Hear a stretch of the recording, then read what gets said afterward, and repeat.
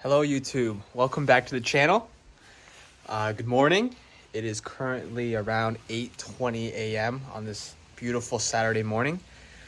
And today is the day that we've all been waiting for. It's what I've been waiting for, is finally getting the downpipe installed and also getting the dash cam installed as well. This dash cam is going to be pretty cool because it's a 3-channel. So not only will it be recording through the front, it'll be recording in the back and as well as in the cabin as well, just to get live reactions when I do take people for rides and stuff, just to see like what their instant reaction is once the turbo kicks in and all that. So without further ado, let's get to the install.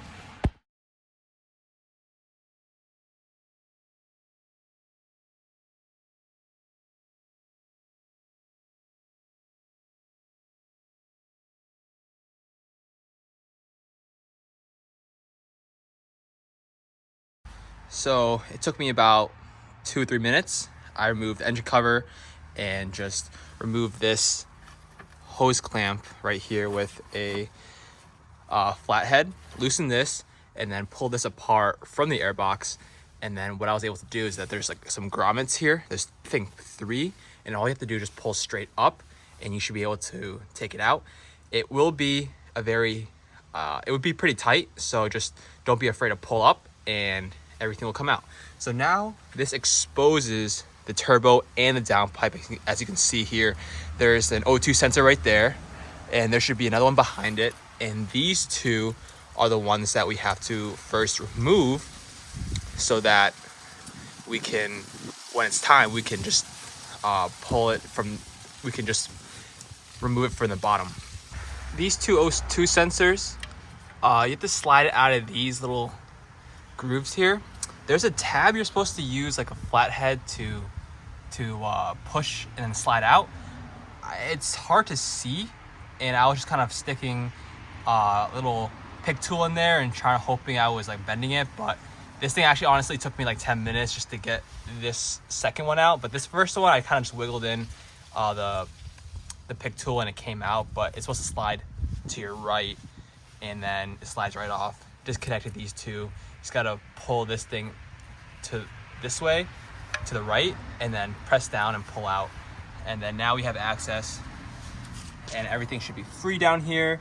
So just gotta undo the 13 mil V-band clamp and then go underneath the car and do the rest.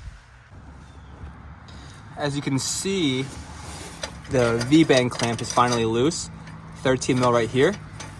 And it goes over this gap between the turbo and the downpipe. So now that it's loose, that's good. And I can go underneath the car now to take everything else off. Well, actually, no. There's 2 more 13 millimeters to the left. You see those 2 rusted ones right there? So those are 2 13s that we have to remove before getting underneath the car.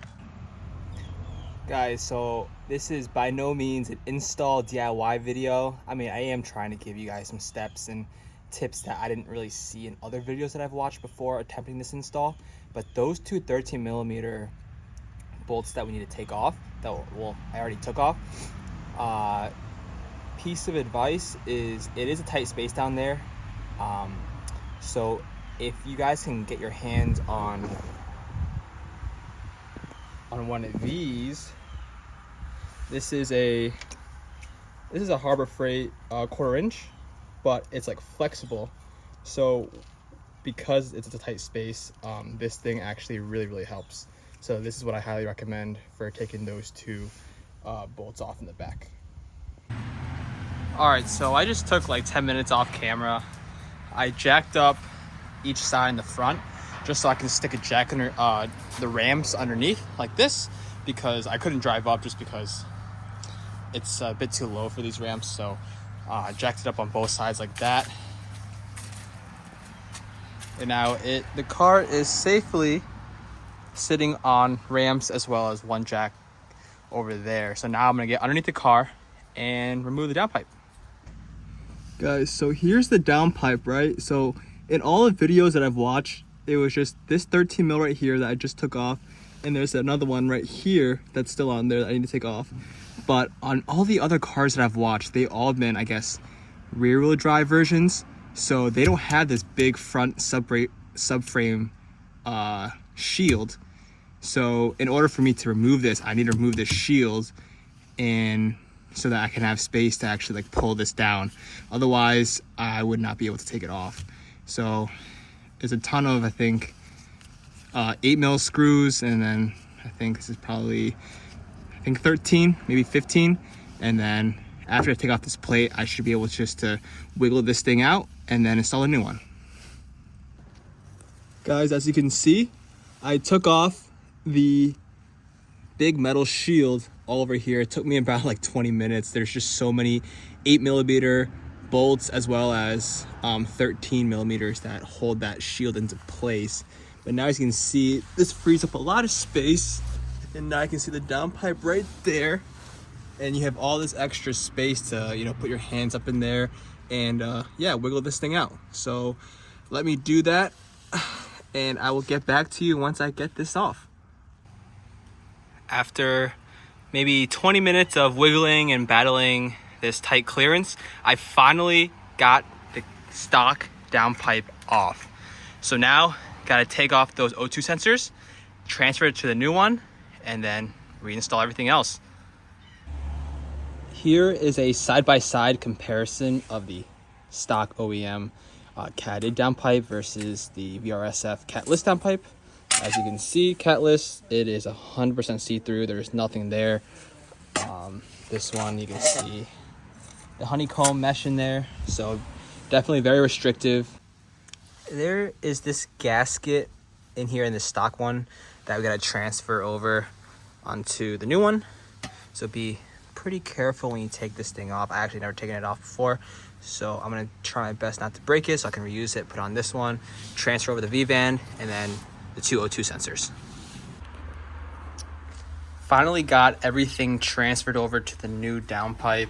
Got the two O2 sensors, and then also got this gasket installed. Took it off the old one, put it on here, V-band clamp right here. So now, yep, all we have to do is just put this back on the car.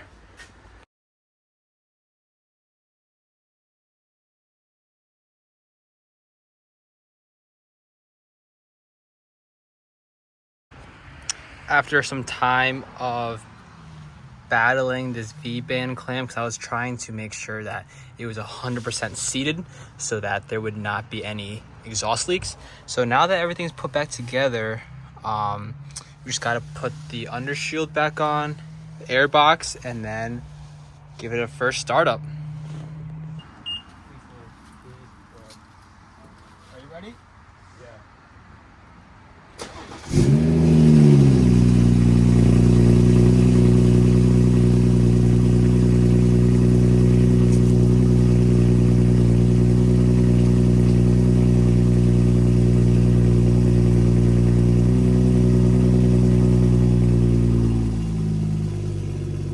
As you guys saw in the last clip, we finally got it done. It took around 4 hours, and that's by myself. My friend Nate was coming back from New Hampshire, but he was running a little bit late, so I kind of did everything myself.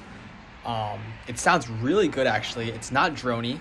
It's very doable, and it unleashed a little bit of burbles, which is very subtle. It's not obnoxious, very subtle, but it sounds very good in my opinion. And I haven't given it the full experience yet, but once I get the dash cam installed, which I will have to do that tomorrow because now it's getting pretty cold, so I'll get that done tomorrow. We'll get on the highway and I'll get you some clips. With that being said, I will see you guys tomorrow. Here it is, guys, the final review. We got the dash cam up and running. It is a 3-way, so I can see in front of me, behind me, and inside the cabin as well, so you can see me right there waving. It was actually pretty annoying to install, routing all the wires to make sure it looked clean, but if you just take the time and be patient, it will work out.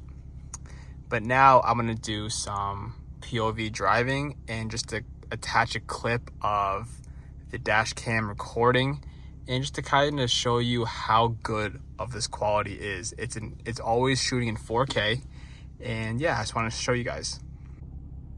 I'm also going to try to find an empty parking lot or something to try to give you guys some exhaust clips and some revs of the car after the Catless Downpipe was installed. I want to let you guys hear how good the burbles sound.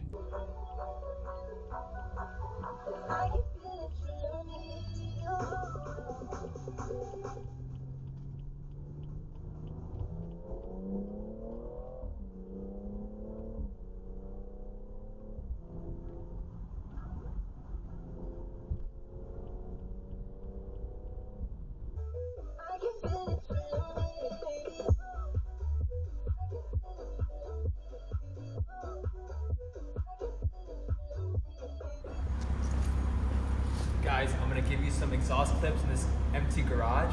I gotta do it quick before I get kicked out.